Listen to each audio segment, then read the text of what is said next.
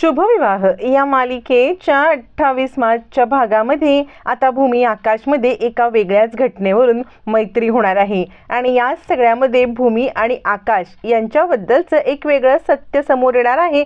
म्हणजे भूमीला आता एक मोठा खुलासा करावा लागणार आहे। इकडे आता भूमी ज्या वेळेला रूममधून निघून जाते त्यावेळेला रागिणी म्हणते, खरंच म्हणजे ना भूमीला तू तुझ्या अधिकाधिक जवळ आणण्यासाठी जे प्रयत्न करतोयस ना ते खूप चांगले आहेत, पण बाळा तू एक गोष्ट विसरलास। अरे होळी येते ना, होळीला तुझ्या हातून आपल्याला सगळ्यांना गिफ्ट द्यायचे ना, आपल्या कामगारांना। यावरती आकाश म्हणतो, हो राजा काका मला बोलला होता, पण भूमी इकडे आली ना या आनंदामध्ये मी सगळंच विसरून गेलो। यावरती रागिणी म्हणते, हो बाळा आता भूमी इथे असताना तू तिच्या जवळ असणं सगळ्यात महत्त्वाचं आहे आणि यासाठी तुला भूमीच्या जवळच राहायला पाहिजे। मला तुझं म्हणणं पटतंय, पण राजा आपल्याला ना सगळ्यांसाठी गिफ्ट देणं पण आवश्यक आहे ना, ते सध्या आपलं मोठं कर्तव्य आहे। यावरती आकाश म्हणतो, हो आत्या मला तुझं म्हणणं पटतंय, तू जे म्हणतेस ते मला समजते, पण यावरती रागिणी म्हणते, अरे काय पण बोल ना। आकाश म्हणतो, मला असं वाटतंय तू दे ना यावर्षी गिफ्ट, म्हणजे मी जरा भूमीसोबत आता आहे ना तर तू गिफ्ट दिलेस तरी चालतील। यावरती रागिणी म्हणते, ठीक आहे बाळा, पण मी कसं काय, तू असताना मी गिफ्ट देणं बरं नाही दिसणार। आकाश म्हणतो, आत्या बरं आणि हे तू गिफ्ट दे, काहीही प्रॉब्लेम होणार नाही। असं म्हणत आता मात्र रागिणी आपल्याला हवं ते आकाशच्या तोंडून बरोबर वाजवून घेते आणि म्हणते, ठीक आहे तू आता म्हणतोच आहेस ना तर मी नक्कीच हे गिफ्ट देईन। असं म्हणत रागिणी तिकडून निघायला लागते। थोड्याच वेळात पुन्हा परत फिरून येते आणि म्हणते, आकाश बाळा तू न आपल्या भूमीला परत आणण्यासाठी जे प्रयत्न करतोस ना मला खूप त्याचं कौतुक वाटतंय। लवकरात लवकर माझ्या सुनेला या घरामध्ये सन्मानाने घेऊन ये, मला खरंच खूप आनंद होईल। असं म्हणत रागिणी आकाशच्या डोक्यावरून हात फिरवते। आकाश म्हणतो, हो आत्या तू काळजी करू नकोस। हे इकडे आता पौर्णिमा नाटकं सगळी पाहत असते। या सगळ्यामध्ये पौर्णिमा विचार करते, किती नाटकी आहे ही बाई। मग रागिणी, अभिजित, पौर्णिमा सगळेजण आपल्या रूममध्ये येतात। रूममध्ये आल्यावरती मात्र आता पौर्णिमा म्हणते, आई म्हणजे हा तुमचा डाव होता, तर बुद्धिबळाच्या पटावरती हा डाव खेळत होतात तुम्ही। असं म्हणत मत मात्र इकडे रागिणी म्हणते, हो प्याद्याने कसं काय वजिराला मारायचं हे सगळं मी शिकून घेतलेलं आहे आणि एक एक डाव करत मी आता पुढे जाणार आहे। फक्त या भूमीला या घरामध्ये आपल्याला सहन करावं लागणार। त्यावरती पौर्णिमा विचार करते, किती काही झालं तरी ही भूमी या होळीला इथे माझ्या डोक्यावरती बसायला येणार। ते काही नाही, मला न या भूमीचा काटा काढलाच पाहिजे आणि त्यासाठी मला आईची मदत घेतली पाहिजे। असा विचार करत मग मात्र इकडे आता पौर्णिमाच्या डोक्यामध्ये एक वेगळाच प्लॅन येणार असतो, पण या प्लॅनमुळे नुकसान मात्र पौर्णिमा आणि रागिणी यांचंच होणार असतं। तोपर्यंत इकडे आता भूमीला आजी घरातली सगळी कामं समजावून सांगत असते। आजी घरामध्ये काय काय करायचं, तुझं काय काम असेल, हाऊस मॅनेजर म्हणून नोकर कशी साफसफाई करतात हे बघायचं, घरातल्या स्वयंपाकाकडे देखरेखीखाली आपल्या करून घ्यायचा, त्याचप्रमाणे नोकरांचे पगार काढायचे, हे सगळं करायचं आहे। आणि ही सगळी कामं आजी समजावून सांगते आणि आजी सांगते, होळी आणि धुलीवंदनाची सुट्टी आहे ना त्यामुळे मानसी 2 दिवस घरी आहे, म्हणजे कसं होईल तू तिच्यासोबत राहून तिच्याकडून सगळं काही शिकून घेशील ना, जे काही घरच्या पद्धती वगैरे आहेत ते। यावरती मात्र आता मानसी म्हणते, हो तर, आणि आता आपल्याकडे होळीला पुरणाचा नैवेद्य लागतो आणि आजी तुम्हाला माहिती आहे का माझी ताई पुरणपोळ्या खूपच सुंदर करते। यावरती मग मात्र आजी म्हणते, अच्छा मग हे असं आहे का, ठीक आहे मग आजच्या पुरणपोळ्या करण्याची जबाबदारी भूमीची। असं म्हटल्यावरती पुढे आजी पटकन एक वाक्य बोलते, आजी बोल म्हणजे कसं आहे ना आई योगेश्वरीला आज मात्र सुनेच्या हातून नैवेद्य मिळेल। आजीला समजतं की आपण काहीतरी बोलून चूक केले, मग मात्र आता इकडे आजी आपली चूक सारवासारव करण्याचा प्रयत्न करत असते। मानसी सुद्धा चूक सावरण्यासाठी काहीतरी बोलत असते, पण भूमीला मात्र आता संशय येतो। सुनेच्या हातून पुरणपोळी म्हणजे सुनेने बनवलेली पुरणपोळी, काय नक्की ह्यांना बोलायचे तरी काय, आणि मग ती मात्र विचारच करत बसते। तोपर्यंत इकडे आता पौर्णिमा नीलांबरीला कॉल करते। नीलांबरीला कॉल करून ती सांगते, अगं इकडे होळीला खूप मोठा धमाका चाललेला आहे, म्हणजे भूमीला तू इकडे पाठवलीसच कशी ग, भूमी इकडे येऊन माझ्या डोक्यावरती आता मात्र मिऱ्या वाटत बसणार आहे। नीलांबरी म्हणते, अगं माझं काय चालतंय, इकडे जो प्लॅन ठरलाय त्याप्रमाणे नाही वागले तर माझ्यावरती संशय नाही का येणार, अगं अशी काय करतेस तू पुन्नो।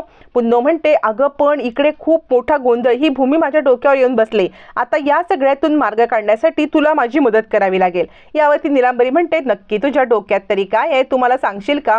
मग मात्र पौर्णिमा म्हणते, मी तुला जे सांगते ते नीट ऐक आणि या सगळ्यामध्ये माझा प्लॅन ठरलेला आहे, तू फक्त माझी साथ द्यायची। नीलांबरी म्हणते, बोल तरी तू काय साथ हवे तुला मी सगळं करायला तयार आहे असं म्हणत मग मात्र इकडे पौर्णिमा निलांबरीला आपला प्लॅन समजावून सांगते आणि फायनली निलांबरी म्हणते हा प्लॅन तर खूपच मस्त आहे। त्यावरती पौर्णिमा सांगते पण हा प्लॅन एक्झिक्यूट तुला करायचा आहे। निलांबरी म्हणते काय मला मी कसं काय? यावरती पौर्णिमा म्हणते तू कसं काय मी कसं काय हे करत बसू नकोस, हे सगळं तुलाच करायचं आहे आणि ही गोष्ट तुलाच करायची आहे, लक्षात ठेव। यावरती निलांबरी म्हणते ठीक आहे, तुझी आयडिया तर एकदम भारी आहे, मी हा प्लॅन करायला तयार आहे असं म्हणत फायनली निलांबरी या प्लॅनसाठी तयार होते। तोपर्यंत मग मात्र पौर्णिमा आणि निलांबरीचा भयानक प्लॅन ठरलेला असतो आणि या प्लॅनमधून भूमी आणि आकाश एकत्र येणार असतात हे आपल्याला शेवटी समजणार असतं। इकडे भूमी सांगत असते सुनेच्या हातून, आता पुन्हा आजीला काय उत्तर द्यावं कळत नसतं, काय बोलून बसलो आपण आणि नक्की आजी ह्या काय म्हणतात असा भूमी विचार करत बसते। तोपर्यंत बाजू सावरण्यासाठी आकाश येतो आणि आजी अगं वाक्य पूर्ण कर, अर्धवट वाक्याने माणसाचा गैरसमज होतो। म्हणजे तुला असं म्हणायचं आहे ना की यावर्षी योगेश्वरी आईला सुनेच्या हातून नैवेद्य मिळेल, म्हणजे भूमी नैवेद्य बनवेल पण दाखवणार मात्र मानसी आणि पौर्णिमा असं म्हणायचं आहे ना। यावरती आजी म्हणते हो तेच तर मला म्हणायचं होतं। भूमी म्हणते ठीक आहे, जे काही असेल ते मी पुरणपोळ्या बनवायला घेते। यावरती आकाश म्हणतो आजी आपल्या घरातली खूप मोठी परंपरा तू हिला सांगितली नाहीस का? यावरती आता मात्र भूमी म्हणते परंपरा कोणती? आजीला पण माहित नसतं कोणती परंपरा। आता आकाशच्या डोक्यात नवीन काय नाटक चाललंय हे आजीला तरी कसं कळणार? आजी म्हणते हो तूच बोल की। यावरती आकाश म्हणतो असं आहे की आमच्या घरामध्ये नैवेद्य दाखवत असताना कर्त्या पुरुषाचा हात त्या नैवेद्याला लागला पाहिजे, म्हणजे आकाशचा हात लागला पाहिजे, जेणेकरून भूमी आकाशला एकत्रितपणे तिकडे किचनमध्ये वेळ मिळेल। आजी म्हणते अगं हो भूमी, आमच्या घरात ही अशीच पद्धत आहे, कर्त्या पुरुषाचा हात लागला तर मात्र नैवेद्य चांगलं, म्हणजे नैवेद्याला लागावाच लागतो कर्त्या पुरुषाचा हात। आता या घरातला कर्ता पुरुष आमचा आकाश, म्हणजे तुला पुरणपोळीमध्ये आकाशला मदत करावी लागेल। यावरती आता मात्र भूमी गडबडते। आकाश म्हणतो चालेल ना? यावरती भूमी म्हणते आजी बघा म्हणजे कसं काय, यांनी मदत केली काही गडबड झाली तर मात्र तुम्ही मला कामावरून काढून टाकाल आणि मला या नोकरीची खूप गरज आहे। आजी म्हणते नाही ग, असं काही होणार नाही आणि तुला वाटतोय का माझा आकाश काही वेंधळा नाहीये, अगं तो तुला मदत करेल आणि कसं आहे परंपरा मोडली नाही गेली पाहिजे, बरोबर ना? असं म्हणत आजी फोर्स करते आणि त्यावरती भूमी विचार करते आजी तुम्हाला वाटतोय ना तेवढा तुमचा नातू साधा सोपा सरळ नाहीये हो, तो ना किती हे आहे मला माहिती आहे। पण भूमीचा नाईलाज होतो, आता आकाशकडून मदत करून घेतल्याशिवाय तिच्याकडे पर्यायच नसतो। फायनली हो नाही करता करता भूमी आता आकाशची मदत घ्यायला तयार होते आणि किचनमध्ये काम सुरू करायला लागते। आज पुरणपोळीचा स्वयंपाक करायचा असतो आणि आकाशला ही संधी असते भूमीच्या मनामध्ये आपलं स्थान निर्माण करायची। फायनली आकाश आणि भूमी दोघं किचनमध्ये असतात। पुरणाचा बेत असतो, भूमीने पुरण शिजवलेलं असतं, आकाश पुरण वाटत असतो पण त्याला कसं वाटावं काय वाटावं काहीच कळत नसतं।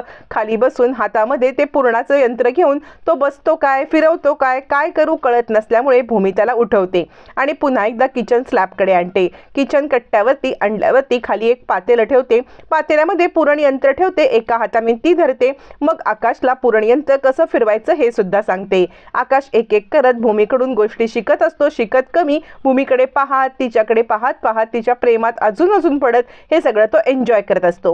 हे सगळं चालू असताना भूमीच्या डोक्यावरील केस एकदम समोर येतात आणि भूमीला काम करताना प्रॉब्लेम व्हायला लागतो। मग आकाश हळूवार फुंकर मारत भूमीच्या डोक्यावरील केस बाजूला करत असतानाच भूमी त्याच्याकडे रागाने पाहते। काय करतोयस? तो फुंकर मारत असतो। आकाश म्हणतो काही नाही, तुझे केस आहेत ना तुला त्रास देत आहेत काम करताना म्हणून त्यांना फक्त बाजूला करतोय। भूमी सांगते नको, त्याची काही गरज नाहीये। भूमी चिडलेली असते। मग मात्र आकाश आता हळूचपणे तिथला एक छोटासा कोंब घेतो आणि भूमीचे केस मागे करतो आणि मग भूमीला काम करण्यासाठी सुसह्य होतं। भूमी आणि आकाश असे छोटे छोटे क्षण एन्जॉय करत असतात। आकाशला हेच हवं असतं, भूमीचा सहवास हवा असतो आणि या सहवासातून कदाचित भूमीला सगळं आठवेल अशी त्याची खात्री असते। आता मात्र आकाश भूमीच्या जवळ जाण्यासाठी एक एक ट्रिक करत असताना पौर्णिमाने करून ठेवलेल्या उद्योगाप्रमाणे खूप सारी लोक आता भूमीवरती अटॅक करत भूमीला रंग लावतात। भूमी चिडत रडत आकाशकडे येते। आकाश म्हणतो काय झालं भूमी? मग मात्र आकाशला भूमी त्या गुंडांकडे बोट दाखवते। बोट दाखवल्यावरती चिडलेला आकाश त्या गुंडांकडे जातो आणि आता भूमीला बाईकवरती बसवून बाईक घेऊन त्या गुंडांना बेदम मार देतो आणि खबरदार माझ्या भूमीला जर का डोळे वर करून पाहिलं तर माझ्याशी गाठ आहे, माझी भूमी माझी भूमी असं ओरडत आता मात्र आकाशने सगळ्यांना दम दिलेला असतो। भूमी हे पाहत असते माझी भूमी म्हणणाऱ्या आकाशकडे। भूमी आश्चर्यचकित होऊन पाहते। फायनली आकाशच्या तोंडून सत्य आलेलं असतं आणि भूमीला सत्य समजलेलं असतं। काय माझी भूमी या शब्दामागचा अर्थ भूमी शोधून काढणार का आणि भूमीला सगळं आठवल्यावरती काय नक्की होणार हे पाहणं रंजक ठरणार आहे।